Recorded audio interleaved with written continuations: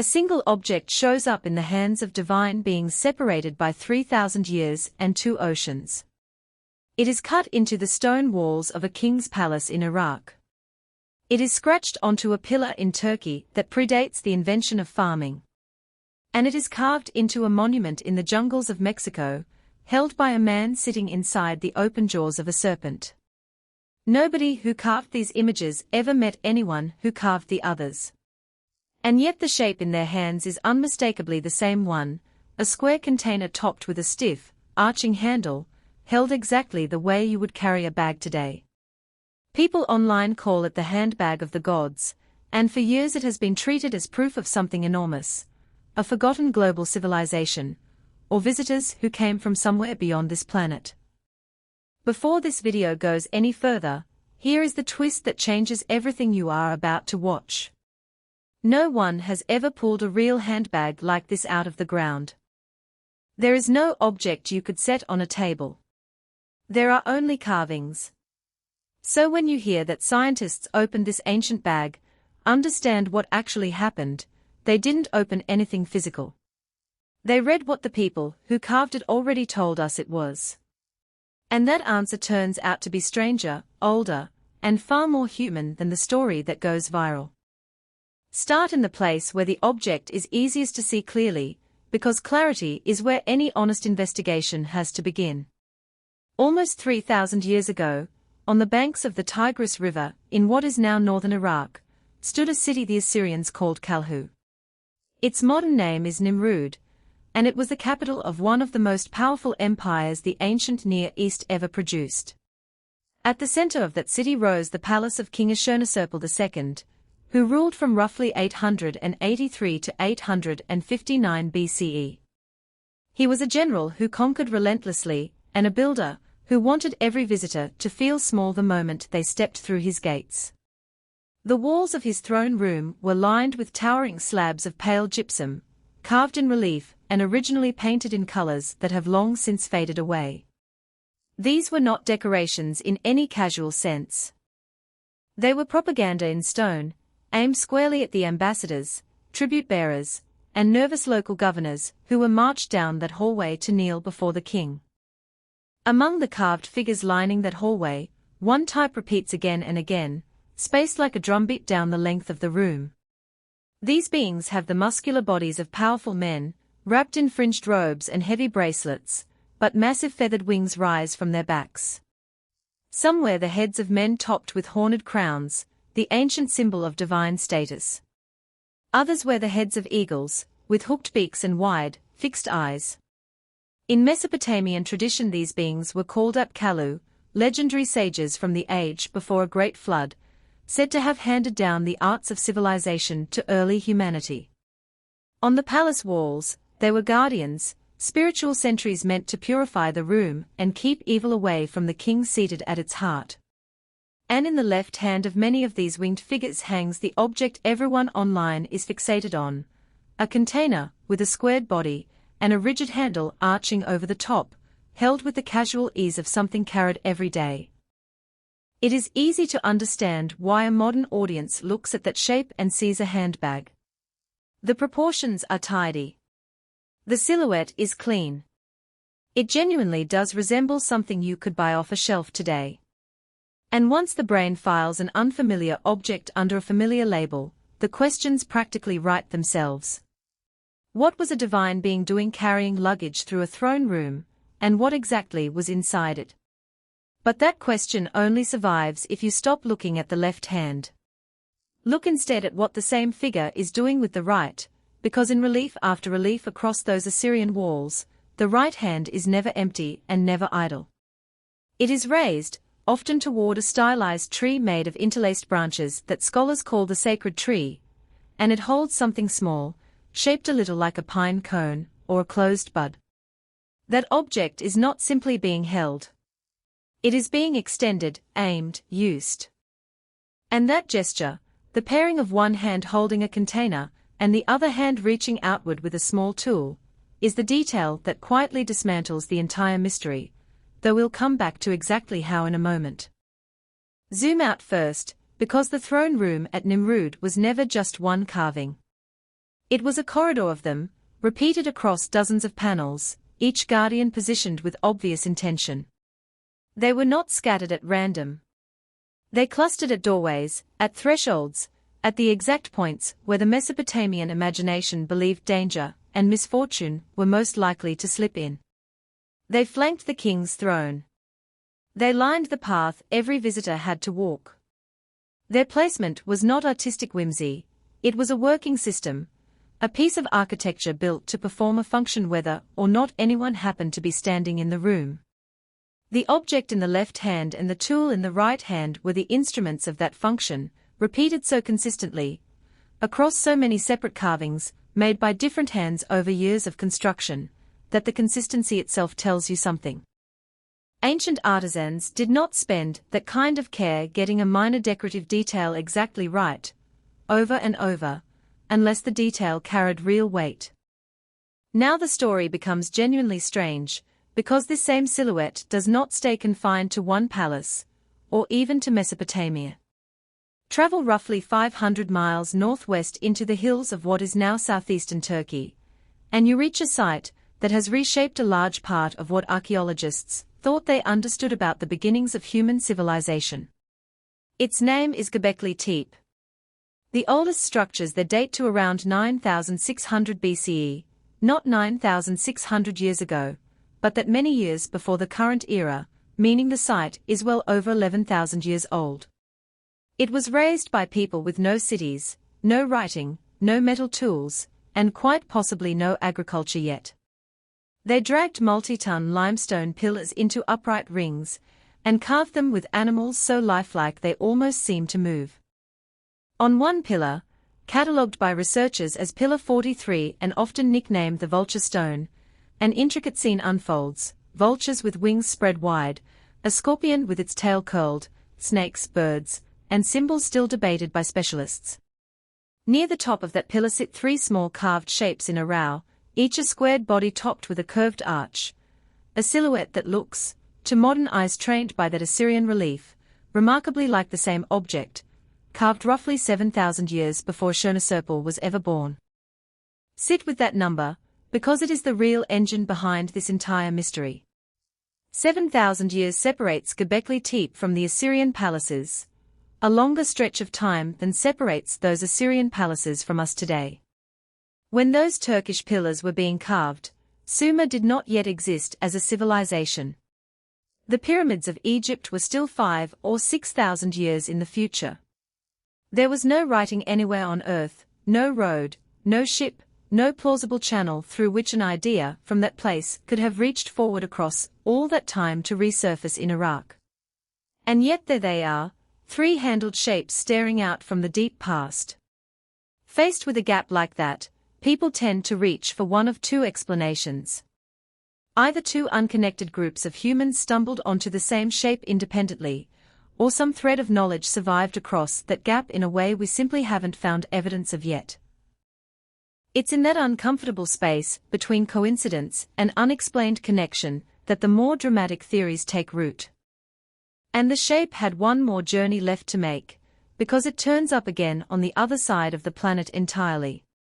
In the humid lowlands of what is now the Mexican state of Tabasco sits a site called La Venta, a major center of the Olmec civilization, often described as the foundational culture of Mesoamerica, predating the Maya and the Aztec, and famous for its colossal carved stone heads. La Venta flourished roughly between 1200 and 400 BCE, overlapping in part with the era of the Assyrian palaces on the far side of the world. Among the monuments the Olmec left behind is one catalogued as Monument 19, a carved slab showing a seated human figure wrapped in the coils of an enormous serpent, its open mouth arching over the man's head like a hood. The seated figure has one hand raised and the other resting at his side, and in that resting hand, gripped by a stiff curved handle over a squared body, is the same silhouette again. The same shape carved in Iraq. The same shape scratched into a Turkish hillside before farming existed. Now here it is on a continent that, as far as the accepted historical record goes, had no contact whatsoever with the ancient Near East. La Venta sits roughly 7,500 miles from Nimrud. Between them lie oceans, mountain ranges, deserts, and thousands of years of civilizations developing in near-total isolation from one another. Once you line those three images up side by side, Turkey, Iraq, Mexico, it stops feeling like an odd coincidence and starts feeling like a pattern with intent behind it. And once your mind is in that mode, it starts finding the shape everywhere else too.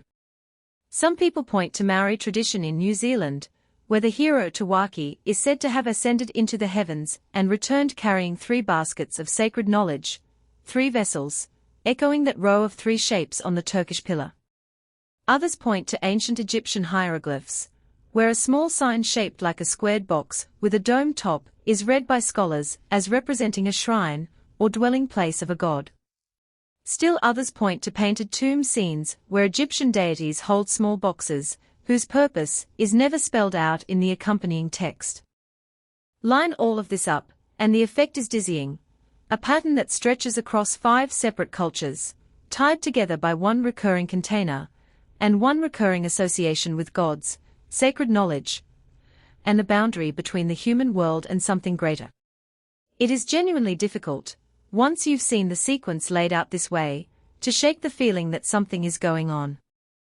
So let's take the strongest version of that argument seriously, because it deserves a fair hearing rather than a dismissal. Human cultures are wildly different from one another. They build differently, dress differently, bury their dead differently, and imagine their gods with entirely different faces. When 2 cultures with no plausible contact independently produce the exact same specific object and attach it to a similar meaning, divinity, sacred knowledge, a bridge between heaven and earth, that overlap demands some kind of explanation. Pure chance, the argument goes, shouldn't produce that precise a match across 7,000 years and 7,000 miles. Something must be linking them, either a single, older civilization that spread its symbols across the globe before vanishing from the record, or visitors from somewhere else, remembered by awestruck witnesses who carved what they saw as faithfully as they could. It's a compelling case, and it's compelling precisely because it takes the pattern seriously instead of shrugging it off. But a good theory has to survive the questions it would rather avoid, and there is one question the lost global civilization idea has never answered convincingly. If an entire civilization once spread across the earth teaching every culture the same sacred symbol, why is a single-handled container almost the only thing they all supposedly share? Where is the shared writing system? Where is the common unit of measurement, the matching building technique, the overlapping calendar, the loanwords bleeding from one ancient language into another, all the things real cultural contact actually leaves behind? Genuine contact between peoples is messy and generous. It leaves behind crops, diseases, borrowed words, borrowed gods, borrowed techniques, by the dozen. A worldwide teaching civilization that left behind exactly one container, and nothing else isn't a civilization. It's a shape. And shapes, as it turns out, have a habit of being invented over and over again by people who never met, for reasons that are almost disappointingly ordinary. To understand why, go back to that second hand, the one almost nobody talks about. In carving after carving on the Assyrian palace walls, the winged guardian isn't only carrying a container. His other hand is raised toward the sacred tree, or toward the king, holding a small object shaped like a bud or a cone, angled in the unmistakable posture of someone about to flick liquid through the air. Assyrian texts actually name both objects. The container is called a bandudu, an ordinary word, the same term used for an everyday bucket. The cone-shaped tool is called a mululu, a purifier or sprinkler. Put those 2 words together with the gesture, and the whole scene reorganizes itself. This isn't a god clutching a container of forbidden power. It's a ritual specialist, caught mid-action, in a purification rite that scholars have been able to reconstruct from Assyrian religious texts for a long time. The bucket held a consecrating liquid, most likely water, possibly water mixed with oil or fragrant ingredients. The sprinkler was dipped into it and flicked toward whatever was being blessed, scattering droplets the way a priest in countless later religious traditions still sprinkles water down an aisle. Residue recovered from actual metal buckets excavated from Assyrian palace ruins backs this up, showing traces of water and plant matter rather than anything more exotic. The Assyrians didn't leave us a locked mystery. They left us a labeled ritual toolkit, described in their own religious writing, repeated across a palace built to project protection and purity onto everyone who walked through it. That solves the Assyrian half of the mystery cleanly. It does not, on its own, explain why the shape reappears at Göbekli Tepe or on that Olmec monument in Mexico, but it does explain why we shouldn't be shocked that it does. Think about the actual physical problem being solved. You need to carry liquid without spilling it, without touching it directly, and without having to set it down every few steps. There are only so many shapes that solve that problem well: a body wide enough to hold volume, a flat base so it can stand upright when set down, and an arched handle rising above it so a hand can lift and carry without dipping into the contents. Square body, curved handle, the design arrives almost automatically the moment a human decides they need to move liquid from one place to another. Separate peoples, thousands of miles and years apart, kept landing on the same practical solution for the same reason they all separately invented pottery, the needle, or the wheel, because the underlying problem was identical, and useful solutions to identical problems tend to converge. That convergence explanation gets much shakier, in an honest sense, once you look closely at the surrounding context of each example. The Egyptian dwelling sign and the container held by Egyptian deities in tomb paintings grow out of an entirely separate religious tradition with its own explanations, unrelated to Mesopotamian purification rites. The Olmec figure sits inside a Mesoamerican world of serpent imagery and rain deities that developed with no debt whatsoever to the Tigris River Valley. The Maori story of 3 baskets of knowledge comes from an oral tradition thousands of miles from any of this, carrying its own internal logic about the origin of wisdom. Line the silhouettes up side by side and they agree. Read the surrounding context of each one and the agreement mostly dissolves into a handful of separate, self-contained meanings that all happen to land on a similar practical shape. But, and this is the part an honest account has to hold onto rather than smoothing over for a tidy ending, that explanation closes the Assyrian case. It doesn't close all of them, because Göbekli Tepe keeps its power. Pillar 43 was carved by people with no writing system, no cities, and, as far as researchers can currently tell, no ritual texts of any kind to leave behind an explanation. There is no scribe to consult, no word preserved anywhere for what those 3 shapes meant to the hunter-gatherers who raised that stone. The fact that different cultures could plausibly reinvent a handled container on their own doesn't tell us what that particular symbol meant to the people who placed it above a scene full of vultures and scorpions, or whether it carried anything close to the ritual meaning it held for the Assyrians 11,000 years later. On that pillar, the shape is completely real, and its meaning is genuinely, currently unknown. An honest investigation has to be willing to leave that question open rather than dressing an absence of evidence up as a discovery.